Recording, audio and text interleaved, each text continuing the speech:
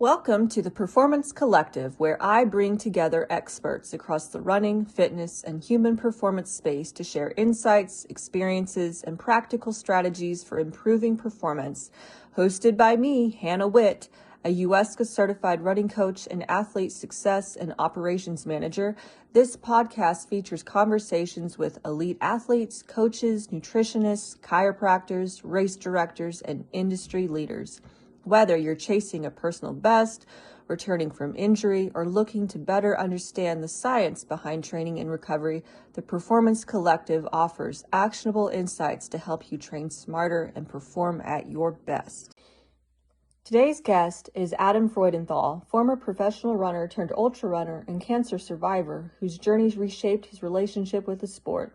Adam ran at an elite level with ASICS Greenville Track Club Elite, clocking 14:15 for 5K and 1:05 for the half marathon. But in 2020, everything changed when he was diagnosed with testicular cancer, undergoing surgery and intensive chemotherapy before being declared cancer-free later that year. What followed wasn't a simple return.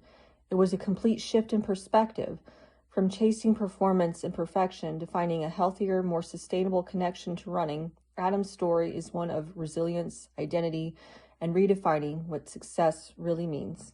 Hey, welcome back to the show. Today we are joined by Adam Freudenthal. He is a friend of mine. He is a high-performing endurance athlete and former professional runner with ASICS Greenville Track Club Elite, where he recorded standout performances, including a 14:15 5K and a 1:08 half marathon. He now channels his passion into coaching as a volunteer distance coach at the University of South Carolina Upstate, while building his career in communications and marketing.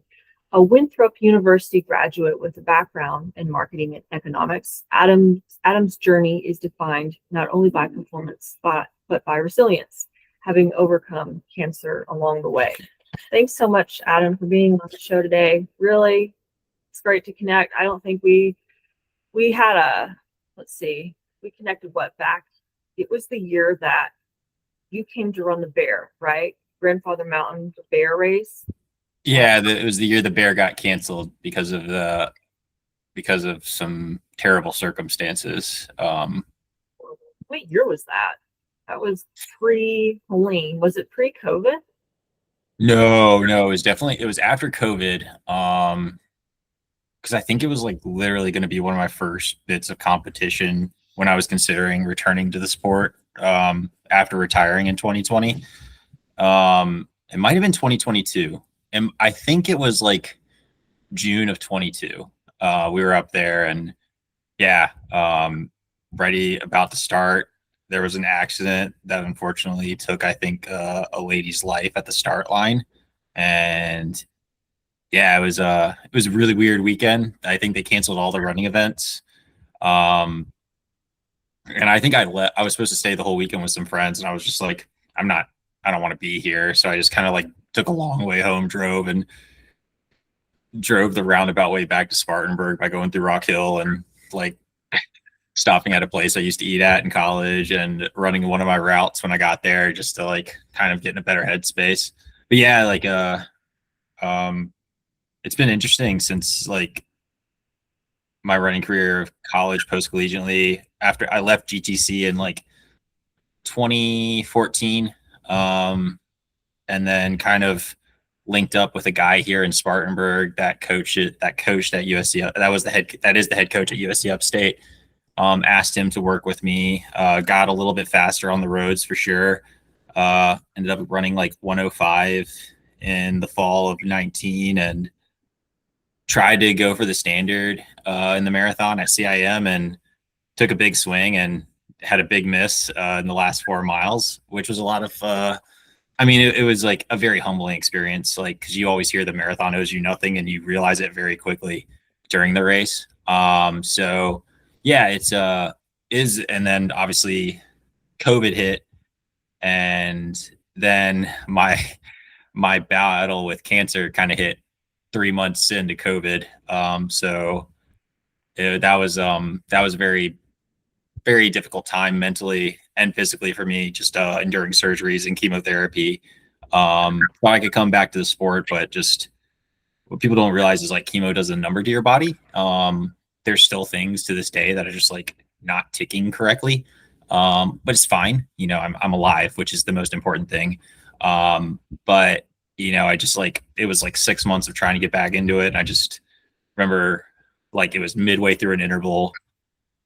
I just stopped, looked at my coach and was like, I'm done. Like, I'm done. I'm don't want to do this anymore. And then ran here and there for a little bit, did some fun things with some friends. Took a little break from running in like 23 and 24, got into cycling a little bit. And then, yeah, like kind of midway through the fall this past year, it was like, I kind of want to run ultras.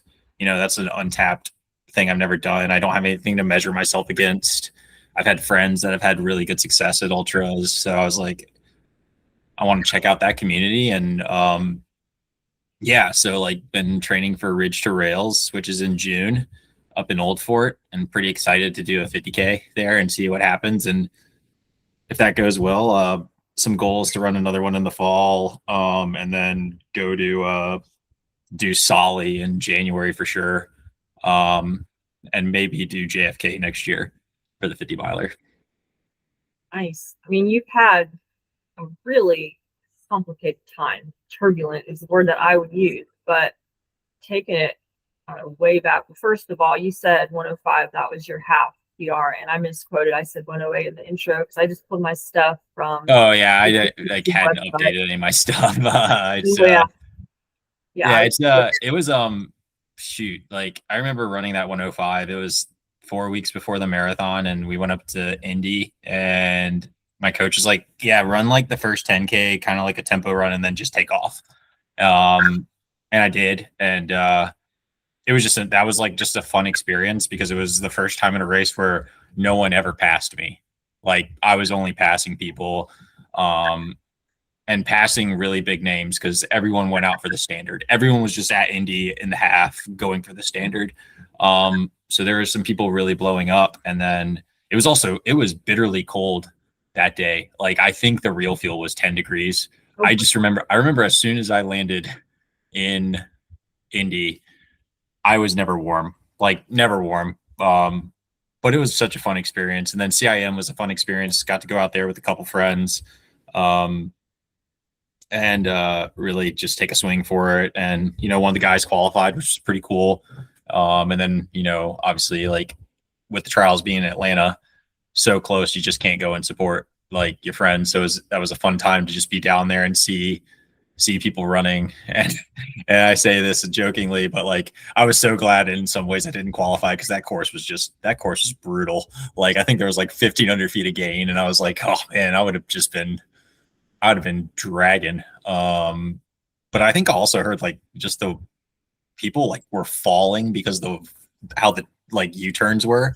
So I was like, I'm like a baby giraffe when I run. That would have been me. So I just I mean it was kind of cool to see that. You're tall, right? Like I feel almost like a baby giraffe. That's how I would describe, because I'm fairly tall, and you know all these other compact little women runners they seem very efficient. I feel like I'm limping along. How tall are you? I like 6'1" was the last I measured. I think it's anywhere between 6 foot and 6'1", depending on gravity for the day. So like, I mean, shoot, I fell on a run. I mean, like on the sidewalk running with my former coach. Like we were just doing an easy run and I just ate it. And yeah, so I was like, took a turn, just bam, right on the ground. And it's just, yeah, so trail running's been interesting because you fall a lot, of course. Because you're doing trail running. And then I was like, well, at least you land on dirt. So it's a little. Dude, I have messed up my body falling on trails. Like I'll be like, okay, I'm so sick of being on the treadmill. I'm so sick of my usual runs. I'm going to go do like a 16-mile long run on these trails that are super technical. And I come back, like always, I've fallen at least twice, and I will fall on rocks and bang up my knees, and it's just a mess. So yeah, I'm glad that you haven't had a bad tumble on trails. It's so weird. Like when I fall, it's like, it's either on the flattest part And I'm just like, I think because it's so flat, I turn my brain off, and my toe just grabs something, and it's just like, it's so weird. It's such a weird thing falling on the trails, because you're just like, oh, like, and because you look and you're like, I shouldn't have fallen here. And then there's times where you fall and you're like, that happens. Like my sister, she fell on a not very appreciable kind of little whatever on the ground, and she took a tumble. I honestly think it's like you let your guard down, like you said, during flatter sections that don't seem super technical, because you basically have to be on mentally the whole time. And so you kind of get it lulled into a false sense of security when it's like a break in technicality, and then that's when something happens. But yeah, the roots up here, they're just really bad, because up in the mountains, tree roots are exposed, and I don't usually fall in or trip over rocks, but the roots are just, like I said, really bad. But where you are, I feel like, because I visited Greenville, yeah, PC back in 2014, and it was like the soil was almost, I don't know if it was clay or sand or kind of a mix of both. yeah. There's a lot of clay. Kind of, there's a trail system, Camp Croft, near us, and it's pretty big with mountain biking. So they're kind of like the undulating, just rhythm killer stuff. And at times it's exposed clay, at other times it's dirt, rock, and roots. I try to do a lot of my like harder technical runs up in Brevard and Asheville though, so I'll drive to get up there. Like 2 weekends ago, well, I guess last weekend, it was last Saturday. It feels like it was a lot longer than that. Former college teammate and I, Brad, or he also ran at Winthrop. He was a few years older than me. And he's become such a phenomenal endurance athlete, this ultra marathoner. He's done Rabbit Run a couple times out in Colorado, which is just an insane 100-miler. But yeah, like, he took me on this loop. Well, I guess it was more like a clover situation, more than a loop, but like the first hour was just climbing. All we did was climb. And I mean, it's such a weird thing too. It's like, you'll just start power hiking and it feels harder at times than running. And this is a completely different sport in its own right, because you're carrying everything. You're doing a little bit of orienteering. You're having to manage calories. You're having to manage efforts. Because like, when you're running on the roads, you can kind of like take a little more chances, because like if you have to bail, you have to bail. Like in a trail, if you're like 12 miles out and there's no way back, you're 12 miles out. So there's no real bailing and stuff like that. But yeah, it's a completely cool new light of the sport for me. I've also noticed like the trail community is so welcoming and inviting, which I know running a community in and of itself is, but I feel like that like elite running level on the roads, there was definitely a little more like kill or be killed situation. And I think with trail running, it's like everyone's very welcoming and accepting. And I got to see that when I volunteered for a race this past January, just to kind of get an idea of like what the culture's like. So yeah, I'm kind of enjoying this like next chapter in my like running journey. I really hope everyone gets the chance to like go through all the chapters. It's like high school, college, track, road. I mean, I wish they had more cross country races post collegiately. Honestly, those are so fun. I think that's why I like running. It kind of gives you that little sense of like of cross country, because you're like, I'm out in the woods, doing stuff. But yeah, it's like having checked all those boxes. Like, I don't know if I'll ever do a 100-miler. I said I'd never do an ultra marathon, and now I'm eating my words. So it's just like, I don't want to say I'll never do it, but I feel like that's the like creme de la creme, is doing like a 100-miler or Western States and stuff like that. So it's like obviously long ways off from that, considering like 24 miles feels like it's going to break my body into. So yeah, I just got off a podcast the other day with a UK adventure / endurance athlete, John Shield, and he's doing like 268-mile stage races, like multiple days.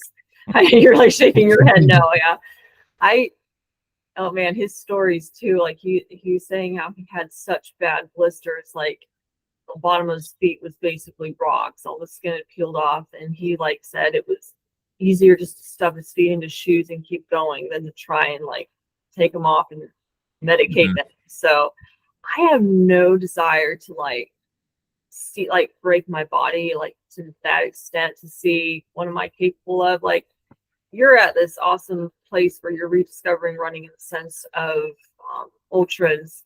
I kind of want to. I feel like I've just been for a long time. I just want to get back to like speed again, you know, like because I feel like I was fast at one time. You have like intrinsic speed, obviously, so you're going the opposite direction, but to each his own. And I honestly think that if you're like able to run in a way that excites you, like that's the most important thing. Yeah. I think I like to give like credit where credit was due. Like Coach Caldwell at GTC Elite like really unlocked my ability to like run faster than I thought I could. Just some of the workouts we did, like they never really were like these barn burner workouts that like everyone's like, oh, I need that special workout. I need that special workout. It was just like, it's almost like we just did a lot of strides. We did a lot of strides. Almost I visited. I remember thinking it wasn't a mileage heavy program. It was a lot of drills. It seemed like you guys hit speed like in some capacity every run, if it was like surges maybe or just something light on easy days, but it's like you were touching on speed in some way like every session. But like I said, mileage wasn't super high. I remember Laura Caldwell talking with her, and she had done, I don't remember her time, but she had a successful marathon and she was only doing like 60 miles a week at the time, you know, like it's crazy. Like their philosophy is so massively different than ZAP, for example, ZAP Endurance, which, you know, they're pretty, I mean, it was specific to every athlete, but, you know, it was uncommon to see people who weren't like in 70, 80 mile weeks there. So what was your mileage like when you were there? I'm sure it was different depending on. So we did like the quote unquote Badger miles, as it's called, or Jerry miles, which were like minutes divided by 7. So like the idea was like your baseline is for the men was 7-minute miles. I forget what it was for the women. And it would, I mean, Monday was like 30 minutes to 45 minutes max. That was Monday. Tuesday was a workout in the morning, double back in the afternoon. I mean, it wasn't a workout then. That was before these, you know, these like double threshold things. And, you know, we would do like a session, maybe it'd probably be a total of like at most 2 hours in the morning and 40 minutes in the evening. And then 45 on Wednesday with drills, strength routine, hurdles and strides. And then Thursday was a morning session of either a steady state progression run or, I mean, it was either steady state or progression. The fartleks were earlier in the cycle, but like he kind of backed off of those the more into this season or into our like specific block that we got. Friday was the same as Wednesday. Saturday was like, it was like 3 different workouts. It was either like tempo with 200s, speed economy, or like kind of a combination of the two. And like, I love the speed economy workout. That thing was like a glute beat upper. Like you go in, you do 200s to prime up straight into like either a 1,000 to 2,000 meter distance. And you're running 3K or slightly under 3K pace for that thing. So you're kind of doing like a race specific effort. And then you go and just do like 8 200s after it. And he would actually like monitor your form. And if your form broke down, he would pull you. The whole idea was to learn how to run economically fast. And then the next day was like a long run. He never really put an emphasis on pace during the long run. So I would just like, at first, earlier in my career, I would just like blast long runs. And then I got a really bad stress fracture, which I'd never had a bone fracture before. So like me and him sat down and like kind of evaluated like what happened, and we realized like, oh man, like we had done all this stuff and should back off on intensity in certain areas because we weren't marathon specific at the time. It was like 5 to 10K for me. And he was like, run with the women, just run with the women. So like my long run would honestly just be like 2 hours. And I mean, shoot, Kim Ruck, like Nicole, Allison, they weren't running slow either. So some of these runs, I would just be like behind them, being like, "Can we please slow down?"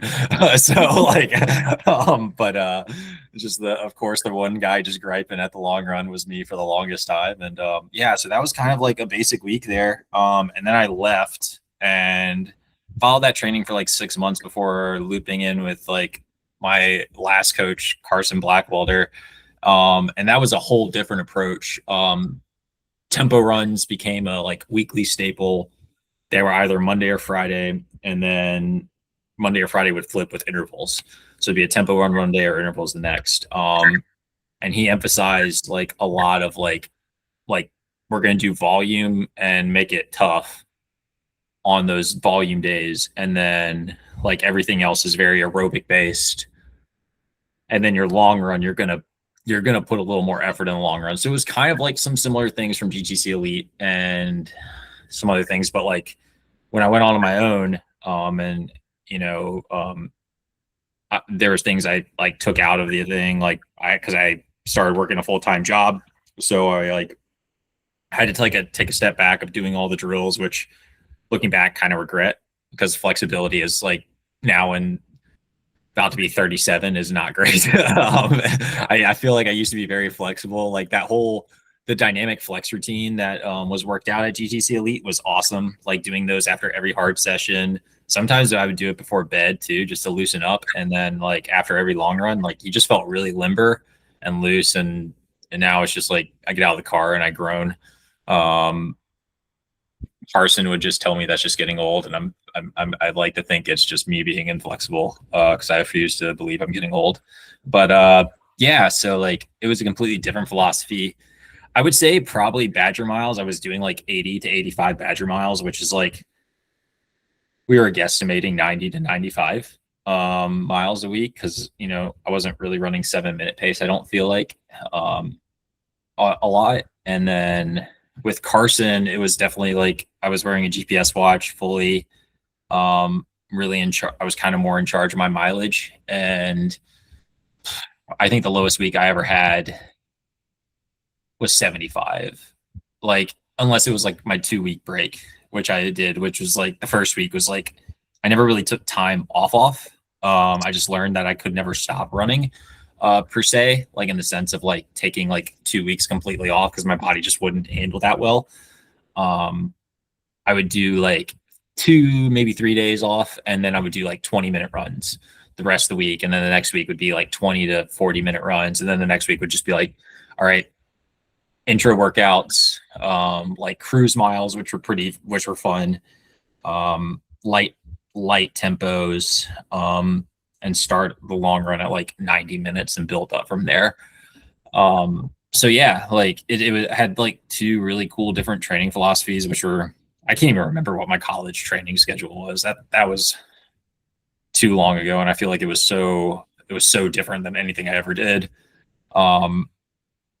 Like, even though like there are some workouts I remember from Winthrop that I love, that I like to this day, if I'm like bored, I'll just like ask some guys like, hey, y'all want to do this workout? And they're like, where'd you get that from? I was like, you don't need to worry about it. So, but yeah, so, or I'll just kind of mimic it, or like kind of, I guess, like mold it into something that I can do at like 5:30 in the morning before I have to like shower and drive to work. But yeah, so it's like, it was kind of fun to have 2 different training philosophies and have success in both. Like, I definitely think like, Coach Caldwell gave me a lot of confidence in being able to be competitive in a race, like, to be able to be like in position to make moves late in the race. And then I think Carson taught me that I could go far. Like I could really just push my body farther than I ever had before. Because I'd never done like 8, 9, 10-mile tempo runs before. And that was something that Carson, like with the upstate guys, they would do 6 to 7-mile tempo runs, which is great. Because if you think about it, like men are doing 10Ks in college. So it's like you kind of need to do a little bit to like teach your body to, you can run that instead of just doing like 6 to 7 by a mile with 2 minutes rest and all that. It's like kind of a nice rhythmic run and stuff like that. But yeah, and I mean, but now it's like you see some of these training things that guys are doing, and it's just like, whoa, like I don't know if I'd want to like wake up, do a workout, go to work all day, and then go do another workout. I feel like I would just. Are they going to work though? Like, are they like professional athletes? Some are. There are some that are probably doing the more like, well, I guess like you can't really. I mean, I like to say it's blue collar because you're pursuing that running passion and having to work for it. But like, I think there are some people that do it, but it's just obviously most of them aren't. Most of them are just going home, taking a nap, eating a bunch of calories, and going back and doing it again. Yeah, I just think it, and so much has changed from when I left, like truly left the sport in like 2020 to now. Like the trainers are different, the racing shoes are different. I mean, like if we would have had these spikes in college, like that these kids have now, like you don't think we both would have ran like at least 10, 15 seconds faster in the 5K? We'll talk a lot more than that, I think. And I don't know if everyone's like, what do you think the reason is? I don't think it's the foam propelling you, which everyone's like, oh, the foam. I was like, I think the foam protects you. It allows you to put more force in, like your own force into the ground. And then the next day you're not like walking like an 80-year-old to the out of your bed to go grab breakfast. I mean, I just remember in college, you'd look at the spikes, you're like, I want the thinnest spike possible that I can walk the next day. I just remember having that. It's like, oh, that one looks good. That will protect me enough for 25 laps on the track. My coach didn't think that I was durable enough for like spikes, so I had flats that I would wear because I don't know. I think he thought I was kind of injury prone, and I mean, granted, I was, and just because I didn't have a huge background in high school where I was, it was basically like, oh, I feel like running today, and I would, and I just wasn't durable by the time I got to college. So I was wearing flats a lot. I wore flats one season in college. And that was like honestly my best cross season, but it was also like the year that we had like 0 rain. So it's like it kind of worked in my favor because it was like, in the South, it's all clay around here. And I mean, regionals was in Louisville, which is not much different soil. And I just remember they had to have the cart had to be like 100 meters ahead of Sam Chalenga because it was so dusty. And like we were just caked in dust after the regionals. Like that was the only year I wore flats. I think I wore flats in track for the 10K just so my feet weren't beat up. Because I think I only really ran the 10K at conference. I think I maybe ran it like once prior to conference, like midway through college, just to see if I could do it, and then just like was thrown into it at conference to score points. But yeah, I mean, like it's just crazy how different everything is, like nutrition, just training, shoes.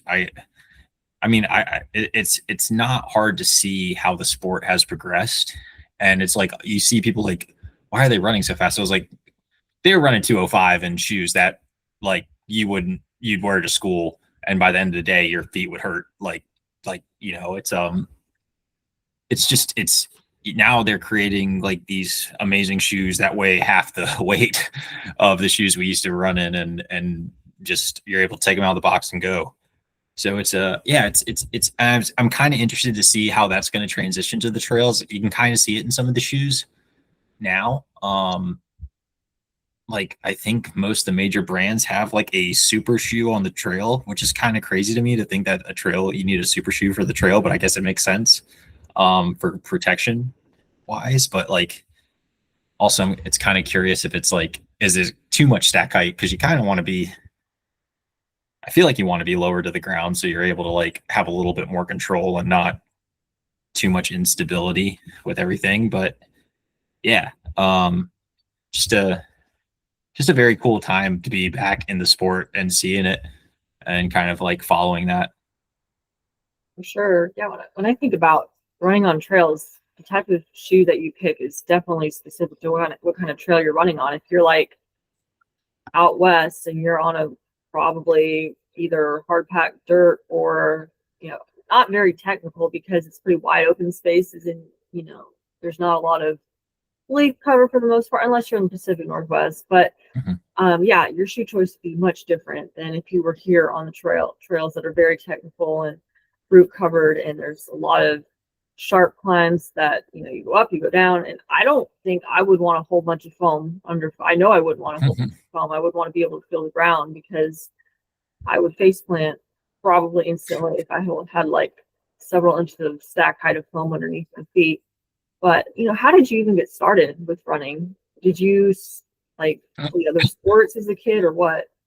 So like, I guess my running journey actually started in elementary school. My mom was an assistant librarian at the elementary school I went to, and we have to be there till 5 o'clock. She had to work, and I didn't want to be in the library all that time. And we had a little like running club. So I'd go do the running club. And unbeknownst to me, the PE teacher went up to my mom and was like, you need to have him go run cross country. And the principal at the time, his son had run cross country, and his son was actually like a phenomenal talent at Spartan High. Was one of maybe 3 guys in school history, because in the state of South Carolina in 7th grade, you can run varsity cross country because they consider it a non-contact sport. I would love them to see the scars on my legs and tell me it's not a contact sport. Like he even like talked to my mom about like, yeah, Adam should run. And I was like, I don't want to run. I was like a weird little nerdy little kid. And my mom was like, you're not sitting in hit side all summer, your 7th grade year. You're going to run cross country for 1 year and see what happens. I was terrible. I was horrible. I think my first 5K was like 26 minutes, like hated it. And then like, I think the second 5K, I ran a little bit faster, but I was like, I'm tired of being bad.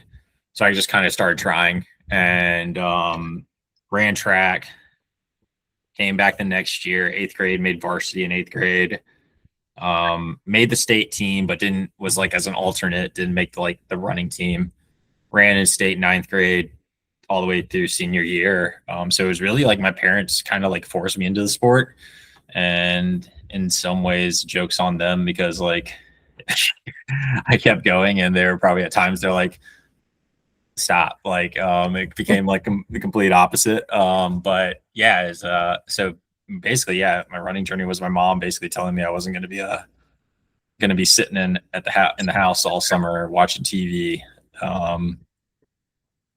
So I'd get dropped off at 6 o'clock in the morning at Spartanburg High School, or 6:30. I can't remember. It's so hot in the summer. I feel like 6 made more sense. Go run, come home, and do stuff around the house. Just to do it again. I mean, we met 5 days a week during the summer because it was like considered conditioning, so it really wasn't practice. But yeah, I mean, that's how it started, and then ended up like going to college at Presbyterian College for a semester. Wasn't very happy there. I mean, I went there because it was like my second choice. My first choice, the school dropped to Division III athletics, so I lost my athletic scholarship, and it was like that was a tough thing because I just didn't want to go back through the recruiting process again, and I'd kind of already been recruited by Presbyterian, so I went there, but really should have gone back into the like just like putting my name out there and trying to go to another school, but like ended up like in the long run working out, had friends at Winthrop. If you know Brandon Hudgens, like his brother Tyler was my age, ran at Winthrop. And like kind of me and him became pretty close at over our senior year at a few races. And kind of like him and his dad kind of were like, hey, just come look at Winthrop, like get your release and come look at Winthrop. And I sat down with Coach Paxton, and like I just remember leaving his office with my dad and being like, I don't want to run anywhere else. Like I will bleed for this school. It was just a great connection immediately with them, and transferred to Winthrop mid-year. And Yeah, I mean, it was an up and down career. I went through. I was like kind of like you in the sense I was very injury prone, and then I would just like bandage myself up for conference weeks to try to like help the team. And yeah, it was a great time. Like 4.5 years there, 5 all conference honors within the Big South, and a school record. Um, Never got all region. Missed nationals 1 year by like 2 spots in cross, which was like a tough pill to swallow. But looking back at that race, there was nothing more I could have done. And yeah, it's like never making like first rounds in track. Like there were always things I never got to do that I felt like had the chips fallen my way a time or two would have happened, but just bad luck or not wise choices by me in training. And it took me a while to own up that it was a lot more my choices that made probably those things instead of blaming others. The older you get, you kind of look back and you're like, oh yeah, probably should have slept more, or probably could have cut that run like a mile or two short to help me out here. But yeah, it was. I still make those choices right. So you're right. I still screw that up all the time. I think that was like one good thing about like in like going through cancer is just like you kind of have this like idea of like there's you can as endurance athletes we kind of are masochists in the sense that like we kind of like seek out pain and go for it and stuff like that. And it's after that I was like, I don't really like I'll go to a certain level of pain before I if I wake up and I'm beat up, I'm like, nah, I'm good. I'll just have a cup of coffee today and walk around the neighborhood during my lunch break, or like walk around the office if it's an office day, and or weightlift, do something different. Not feeling tied to running anymore. I feel like at times like I'd like to say it was like a love-hate kind of relationship, or like a toxic relationship where it's like I have to run. Like if I don't run, like what am I doing? I think that's kind of like this whole like rekindling the relationship with running. It's like I want to make it more like symbiotic. I want it to be an escape and not like an identity per se. I want it to be like, hey, like I want to go run 20 miles in the woods because that's fun.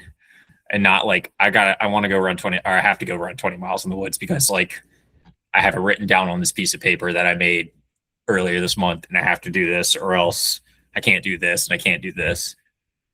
Yeah, so I think that's the thing is like what people like who are new to the sport, it's exciting because like you start realizing like there's running is a huge allegory for life. You have ups and downs. You have periods of times where you want to quit and periods of times where it just feels effortless. And it's kind of like I'm in that part of my life now where it's like I kind of just want it to be like something that's very much an escape and happy and not a pressure and stuff like that. So I mean that's another reason like I retired from the roads. I just like the pressure of like showing up on the start line ready to go was like it became kind of off-putting and anxiety ridden per se, because you can't hide on the road. Like it's like you can't hide on the roads with the track. So you're either on or you're not. And I think with the trails though it's different because it's just like you can just go out there and you can hide. No. You can just be like, oh man, I'm just this too steep today. I'm gonna power hike up this thing and get to the top, look at a view, smile because it's like, oh my gosh, this is beautiful. And go down the mountain and get in your car and go get a burger or something like that. And that's kind of how it is. Like, I mean, last week it was awesome. Like, I was completely broken. Brad completely broke me. And like, first thing I did was like, dude, that was awesome. Like, thanks for taking me on this route. Like, sorry, I slowed you down. But like you killed it. And he was like, yeah. And then we immediately got burgers. And it was like, I mean, it was like 4 hours of just talking about random stuff, like catching up. And reminiscing about good times and bad times and life and stuff like that. And I think that's like the cool thing. It's like you're not running in silence like you are on some of those like arduous marathon prep long runs.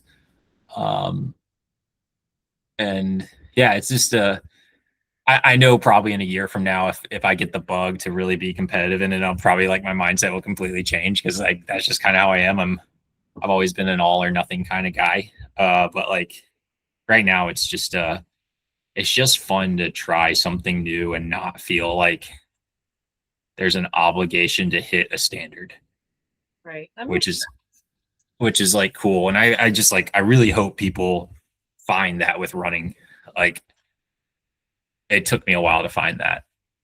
I could tell when I met you at GTC that you put a lot of pressure on yourself. Like you had a workout. I remember I'd done my run and, finishing, watching you on the track. And like, even though you had a good workout, it wasn't exactly perfect. And I remember like in your double, you pushed your double speed a little bit to kind of make up for that. And that was probably something that, I mean, I would do the same thing because it's like, you were just I got yelled at constantly by Caldwell for that. Pushing your double. Yeah. But I mean, I think I was doing double thresholds before we even knew what double thresholds were. So yeah. But I mean, like it just says a lot about your drive though. I don't necessarily think it's a bad thing. Just channeling it healthily is obviously important, but the fact that you put that pressure on yourself to hit it perfect, and I won't say that you're punishing yourself by doing, a quicker double, but it's just you expect a lot out of yourself. Mm-hmm. And I'm the same way. And I guess trying a different sport like ultra running allows you to be kinder to yourself because you don't have, previous standards that you're trying to meet. It's a whole different ball game. But, I'll say like if you do get competitive again and you want to start doing speed workouts and whatever, being competitive on the roads, the thing that is addictive for me is seeing the progress, even if I'm not nearly as fast as I was at one point, but seeing progress, like you get so addicted to seeing the progress and seeing like faster splits. And and it's completely this internal pressure to get faster, but that also makes it exciting though. Like progress is exciting. And I think that's why like a lot of beginning runners, they get excited to seeing that progression, and it gets really like it gets them down when perhaps they start to see a little bit of a plateau or maybe decrease in performance because of fatigue, and fatigue happens. But yeah, it's just managing the ebbs and flows of performance, and it's I feel like I'm in that right now. Like it's classic beat yourself up if the first run doesn't go well. Yesterday I did like an 18-mile run and my GPS was freaking out. It was saying that I was doing like these 640s in the beginning, and then like I ended and it was like 932 pace. And I was like, what? And I just like I took a nap and I couldn't even relax. And I was like, I'm gonna go test the GPS again and see what's going on. So I went out and did an 8-mile run, and the GPS was like saying that I was still pretty slow, and I was like, because I've been having pretty good progress with my watch, but it's like you get so addicted to seeing progression, and then you beat yourself up, and then here I am next day and my hip's bothering me. So I just had like a fun day of ellipticals. So we're our own worst enemy, and I relate to it so hard. Do you have like a favorite distance that you were like, man, I wish I could just be like phenomenal at this distance because it's my like, favorite distance? I have no interest in like trying to worry about fuel during a run. Like, give me a 5K, 10K, let me do the race and just be done. Warm up, do it fast, and I almost feel like, I know physiologically it feels better and you can bounce back a lot quicker because I'm like you, I hate taking time off of running. Mm-hmm. But I'd probably say lower end of the spectrum. What about you? Honestly, I wish I could have been a 5K. I wish I could have been like a 13, like 30 guy. Like that was, it's just a beautiful event. Like I think the 5K on the track is one of the most pure, beautiful events because you can take the people who have the high like 800 speed, and they can come up and they can do some damage. And then you got the 10Kers that are just like, as long as you don't like break me in the first mile, we're gonna be fine. Yeah, and like, oh, I love the road 8K. Like the road 8K was fun. They're getting rid of all the road 8Ks. I think maybe Crazy Eights is the only one that might be left. Johnson City? Yeah. I never did that. Did you ever do that? No, like I have some friends that are gonna go up and do it. I never did it. Like, I feel like it was just always like, it's always well. I hated racing in the summer. I kind of like, I never race in the summer because I just don't do well in the heat. So I kind of like told Colville, I was like, I don't want to race in the summer. So I think he never like threw that idea. And then obviously when I was on my own, I was like, I think Carson was like, hey, why don't you do Crazy Ace? I was like, no, I'm good. Like, I'm fine. Like, I'll train with some of the guys that are in town, like just do my mileage with them. And I don't really feel like not good in the heat because it is like hell heat hot in, are you in Spartanburg or Greenville? Spartanburg. Okay. It's like, I mean, I ended up like finding this like chart to like help manage my runs with like based on like dew point and temperature to do like to do pace adjustments. I would do things like that because I would just be like, I mean, you come home and you just look like you jumped in the pool. And I'd have 4 pairs of shoes just because like it would take 3 days for one to dry. Like it's just like, you know what I mean? It's just like squish like immediately because I mean it was kind of like that today. I mean, it was when I waited too late. Mistake 1, because I was just having a lazy day, and then mistake 2 was like didn't eat anything before the run, and it was just like 70 degrees when I started running and 70% humidity, and of course the sun's out. Same thing. I don't eat and then it's hot, and I'm like, what? I knew when I texted you this morning, I was like, you want to pod today? And you're like, oh, I'm gonna get ready for a run, and it was already after 9, and I was like, he's gonna catch the heat. But I fought some demons so much. I fought some demons. The route I did too, it's someone found it. It might have been like one of my friends before, like who lives in town now. He like lived in town previously when I was at GTC before he went back to App. He was a college teammate, but he coached a little bit at Wofford as an interim coach before he like went to grad school. And like he found this gravel road, and it's pretty fun because you like run 2 miles on pavement, and then it's just like 3 miles of just like very steep up and down gravel road, and there's randomly a DNR shooting range in the middle of it. So and like in the months where there's hunting, people will just come out of the woods like dressed in camo, like carrying guns. That's kind of terrifying because well, that's just the South. seeing hunters in the woods, like when you're running, you don't know. Oh, that's why I wear white. I wear like colors that will not be like just like misconstrued as a deer. Like bright colors. Your leopard print top, your onesie. No neutral pastel colors for sure. A lot of like whites and highlighter yellow. Maybe I used to have some orange, but I hate orange. Multiple reasons why I hate that color. But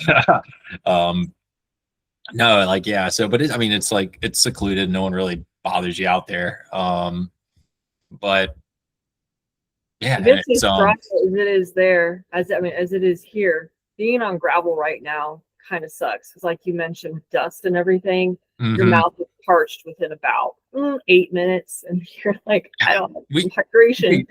I could go for a week of rain, honestly. If anything, for the pollen. Like, I feel like I don't know, maybe after the age of 28, anytime like this time of year comes around, it's just like I do everything in my power to fight off a sinus infection because it's just like allergies.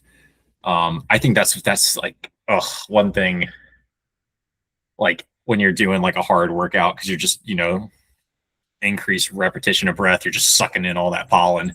And it's climbed a lot. Like pollen is so bad right here right now. I don't know what it is that's I think y'all are like 3 weeks behind us too, because y'all are what, like, are you at like 3,000 or 4,000 feet above sea level? Close to 5. Okay. Yeah. So you're like, I mean, I'm at like 800 feet right now. So you're probably like 3 or 4 weeks behind us. So it hasn't even Like, hit here yet. And I'm dying. I'm like, every time I go uphill, you know, and I tend to like tuck my chin, you know, just because I'm looking at the ground. But yeah, every time I go uphill and I can feel it start to clog in my throat, and I'm like, ugh, you know, and it's filled with junk because of the pollen. So it's fun. I remember at King in Bristol, like dogwood trees, that would kill me. It's horrible. But where is King exactly? Is it close to Johnson City, or are y'all like more towards Knoxville? So Bristol, it's like Tri-Cities. Kingsport, Where's Johnson City, Bristol. Bristol's one of them. It's like very close to Johnson City. Oh, wait, so y'all are closer to like the Virginia state line then, right? Yeah, Bristol is interesting because like the Tennessee Virginia state line literally like runs right through, I think it's Main Street. So kind of hurdles the two states. But yeah, that's Bristol. You're not a NASCAR fan?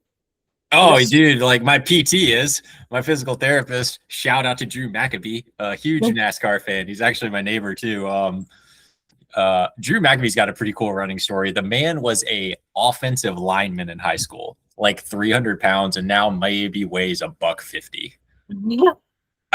So he's pretty cool. Like, shout out to him for helping save my knees after years and stuff like that, and bouncing ideas off of for like strength routines and whatnot. But no, he's a huge NASCAR fan, and like I've been trying to plead with him to finally take me to a NASCAR race so I can like live the little bit of Southern boy that's in me. It's a dream of yelling "Do it for Dale." But no, it's funny. Like I say, I'm like, even though I was born here, both my parents are from Wisconsin, so I like never really felt Southern at all. Like me as a Southern boy, no. I mean, I grew up here, and just felt like mom and dad both from Wisconsin. Grew up like everything kind of Midwestern-ish, and very German stuff because of our heritage. So it's like, but I still love my Southern stuff. I love my fried chicken. Yeah, like, gosh, sweet tea is amazing. All the good stuff. Everything that's bad for you for running is made in the South, is what I've learned. And then they started putting Buc-ee's around here, and that was my demise. So you know, we didn't even talk about it much, just because I mean you've alluded to it some, but you had cancer. Like that's a huge deal, you know. And yeah, I don't want to like, I don't know, extract information out of you if you don't want to talk about it at all. No, but it's fine. I'm happy to share it. Because like when I did do social media, I was trying to be very transparent about it, because like I did have testicular cancer. So I actually had the exact same diagnosis as Lance did.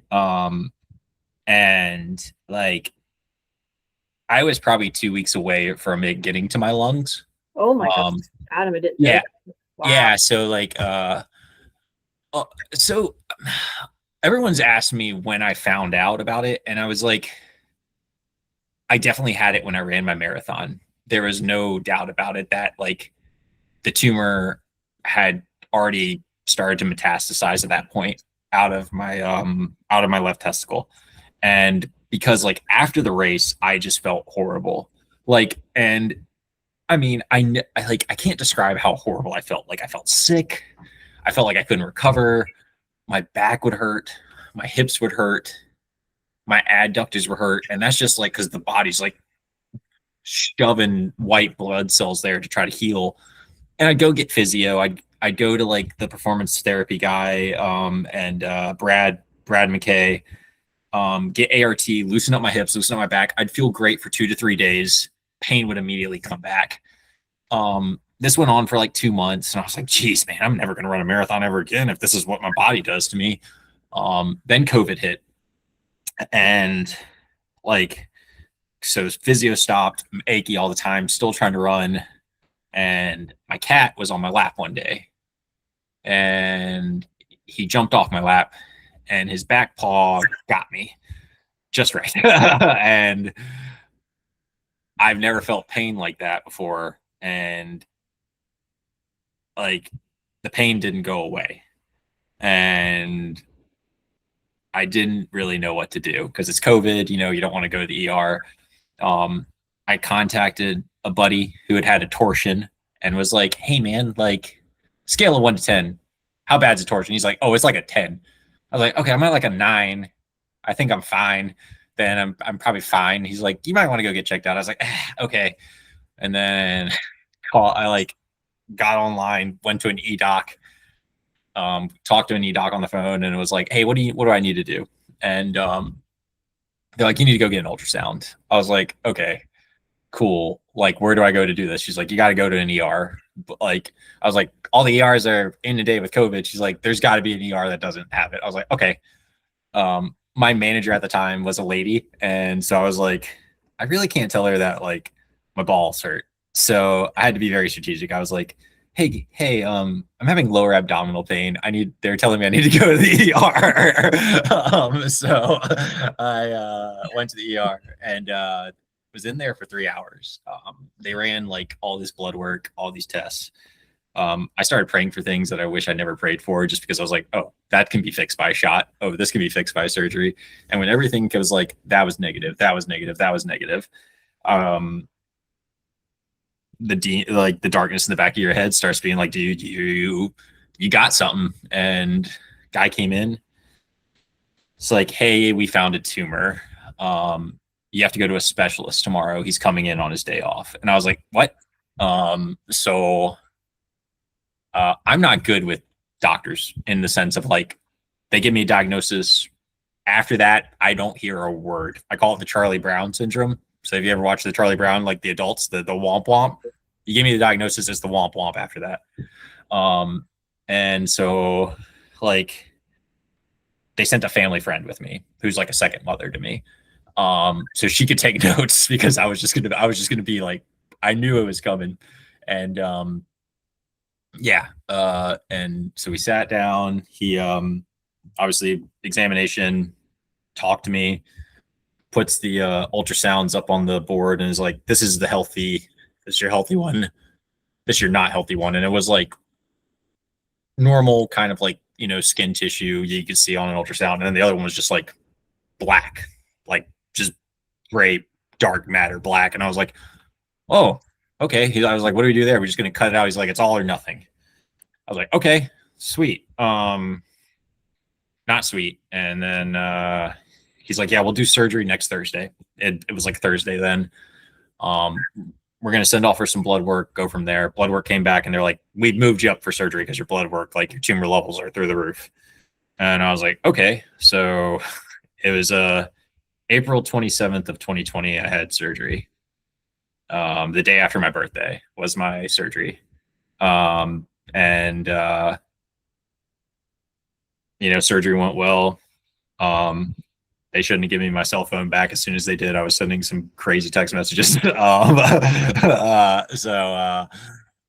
I remember texting a friend. They're like, "What sentence did you just say?" I was like, "I told you I was fine." He's like, "That is not what that sentence said." I was like, "Okay, I'm just gonna put my phone down and go to sleep." A few weeks later, when the biopsy came back that it was malignant, did a body scan and there were a bunch of lymph nodes that had tumors in them tracking towards my lungs. And they were like, you can do another surgery and less chemo or just full on chemo.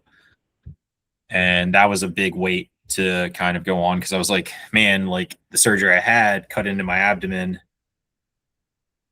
and like I already couldn't run for 6 weeks. Like, what's this surgery going to do? Because like in my mind, the only thing that kept me going was running. I was like, I got to get back to running. So I'd called like very, very close people to me. I'd called my college coach. I'd called my high school coach. I'd called Carson and like people who are very, very strong, like male mentors in my life. I talked with my minister at my church and it was like, hey, like running will be there. It might not be there in the way you want it, but like your life's only so long. Like you need to get rid of this thing. So like we had agreed on surgery, but then the oncologist called and was like, hey, we reran your tumor markers. You're no longer elective for surgery. We have to start with chemotherapy like now. Like we might still have to do surgery. He said that, he prefaced that, but he's like, but right now we need to start the drugs to kill this thing. And I had a week to go to the dentist, do some other things, and have surgery to put a port in. They put the port in, and in my mind, I told them I'd been completely then transparent with my work and told them everything. And I was like, I'm going to work. I'm going to be able to work through this. Like, you know, like I had 1 week of chemotherapy, which was, so I had 3 cycles planned, which a cycle was Monday through Friday, 8-hour session. And then the next week would be a Monday. And then the next week would be a Monday. And I wouldn't have anything the rest of the thing. I was like, I'll work those weeks. Like I don't have anything just to keep my mind off of it. I didn't make it to that first week. I was completely sick. I ended up in the ER. And like basically called my boss. I was like, you're right. Should have taken time off. I'm going to take time off now. I'll see y'all when I see y'all, like give me whenever FMLA runs out. And yeah, I remember like having very, very tough conversations with Carson and Rob Wilder, and just being like, I started running actually while I was going through chemotherapy, like 3 to 4 miles before chemo treatments. And, you know, some mornings I'd wake up, I'd feel like a gazelle. And other mornings I was like, I physically can't barely get out of bed, and just kind of force myself in the car to go to chemotherapy. And, running was completely different. Running was like a warm up. It was like warming up for like a very tough race that I was about to endure. And did 9 weeks of chemotherapy. The day after my last chemo treatment, I got a call like, hey, we're scheduling you a body scan for the next Wednesday or something like that. And I was like, that's really soon. We don't want to give chemo more time to like do its thing, you know, like, like he's like, well, if we need to do another round, we need to know, which would have been crazy because I'd already gotten a lifetime supply of 2 of the chemotherapies. So ended up going for I started work immediately because I was like, I just don't want to sit here and do nothing. I can always go back on FMLA, and ended up doing the body scan, came home, and I wasn't even home like 10 minutes. And like the hospital called, and I was like, no one gives you good news that fast. No one gives you good news that fast. And I was like, I was panicking, I was sweating, picked up the phone, and they're like, hey, is this so-and-so? And I was like, yeah, it is. They're like, hey, we just got your test results, and we can't tell where the tumors are. The tumors are gone. Congratulations, you're now in remission. And I don't think she got the last words out before I just started like bawling my eyes out. Yeah. And I said, thank you, hung up the phone, called my mom, called my dad. Then I like called my manager, and like my manager just sees me crying and is like, oh God, no. And I was like, no, it's good news. It's good news. Like I'm cancer free. The tumors, they can't see them anymore. And I have a mini fridge behind me. And she was like, Adam, is there beer in that mini fridge? And I was like, yeah. She's like, you haven't drank in like 3 months. Just open it. And it was like 2:00 in the afternoon. And I drank my beer, and I was just like, it was honestly, that was probably the last time for real beer tasted good to me. It doesn't taste good to me anymore. But I just remember that August 4th of 2020, I was told I was cancer free. And that kind of started my journey to getting back into running again. And of course, it was 6 months of just very disappointment and trying to do what I used to do, and realizing that, you know, that chapter had to close for me to start living the life I want to live. So yeah, it was a very, very intense time.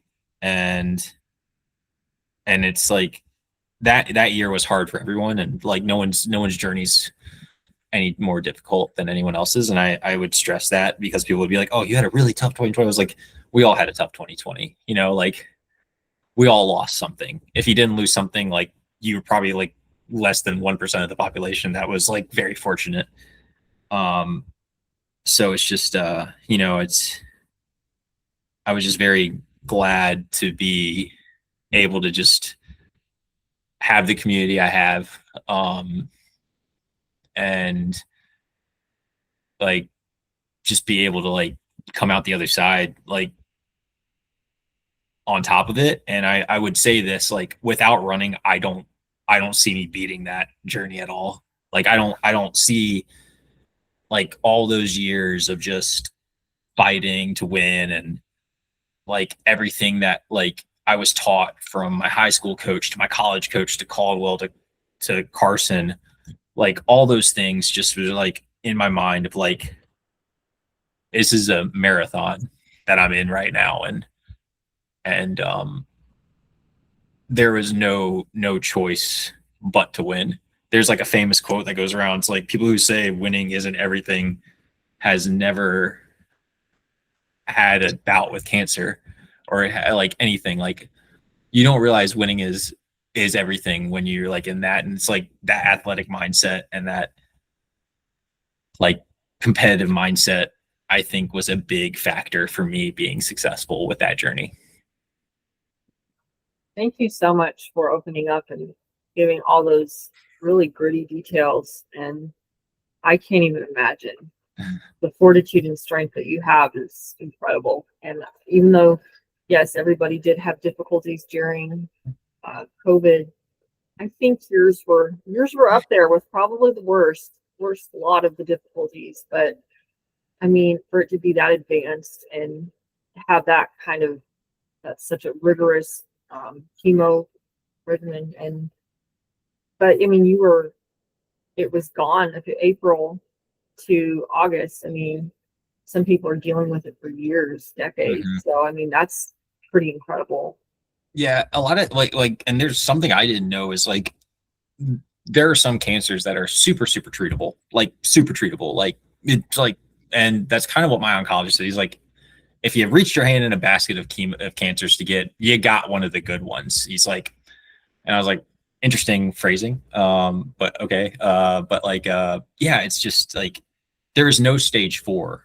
Like it becomes stage 4 if it gets to another organ. So that's what people like, when you hear about Lancet getting to his lungs and his brain, it was just like his metastasized so fast and stuff like that. And that's what kills you with like the treatable cancers, is like allowing it to get to a point where it's not treatable anymore, or it's so advanced that like the treatments last forever.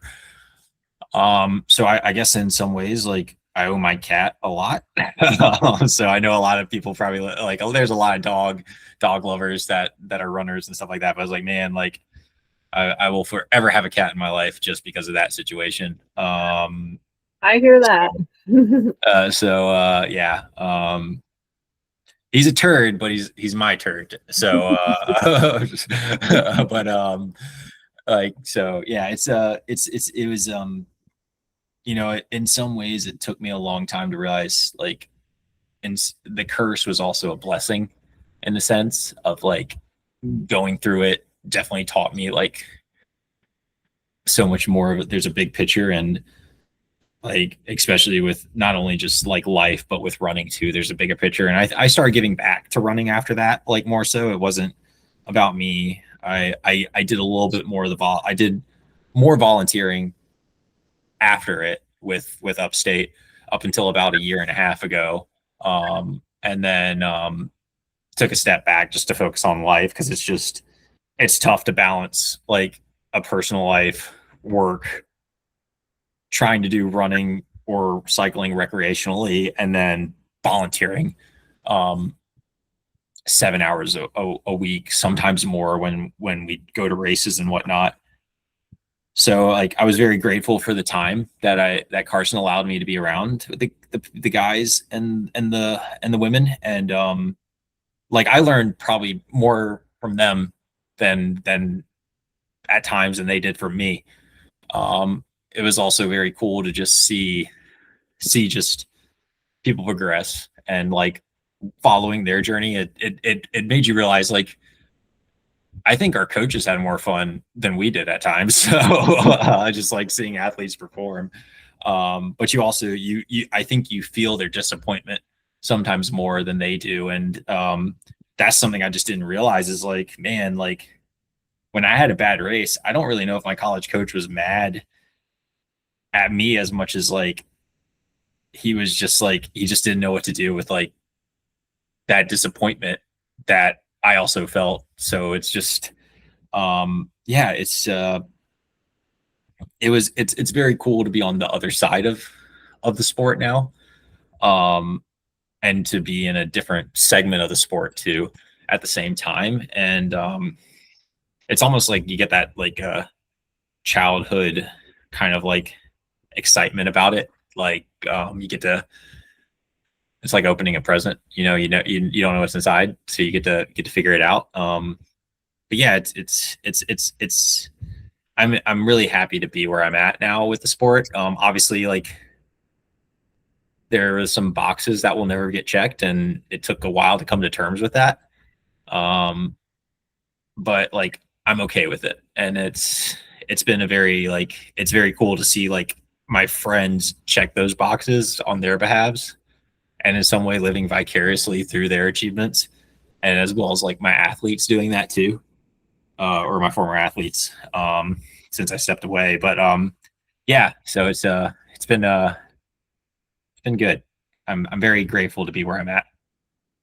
I'm grateful that you are where you're at too. I'm grateful for your cat. Your cat very grateful for your cat. He's the MVP right now in the household, so he's probably got more speed than I do in my legs these days. So I don't know, if you're going out and grinding mountainous terrain, like lots and lots of miles, then that's probably where the speed went. It's so hard to try and rekindle that if you put a lot of miles in your legs with that kind of terrain. But I think you have such natural ability.